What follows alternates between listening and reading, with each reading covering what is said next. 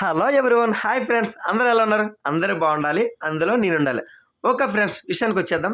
మన రాజమండ్రి పవిత్రమైన గోదావరి మధ్యలో, అలాగే భారతీయ సంస్కృతిని, సాంప్రదాయాన్ని, సనాతన ధర్మాన్ని గుర్తుండే విధంగా ఇక్కడ కొన్ని దేవస్థానాలు అయితే నిర్మించారండి.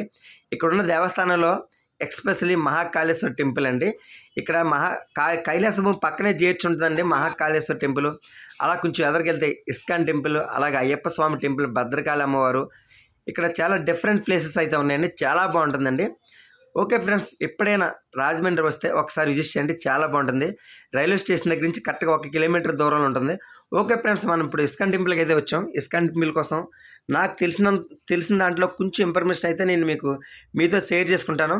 ఓకే ఫ్రెండ్స్, ఇస్కాన్ టెంపుల్ అనేది పశ్చిమ బెంగాల్ స్టైల్లో ఉంటుందండి.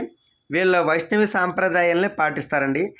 ఇస్కాన్ టెంపుల్ మొట్టమొదటిసారిగా అమెరికాలో న్యూయార్క్ సిటీలో 1966 జూలై 13 నిర్మించారండి. ఇది నిర్మించిన వారు ఏసీ వేదాంత ప్రభుల పద్మాల వారు. అప్పటికి ఆయన వయసు 69 సంవత్సరాలండి. దేశవ్యాప్తంగా 500 పైగానే నిర్మించారండి వీళ్ళు. వందలాది రాధాకృష్ణ మందిరాలు అయితే ఏర్పాటు చేశారు.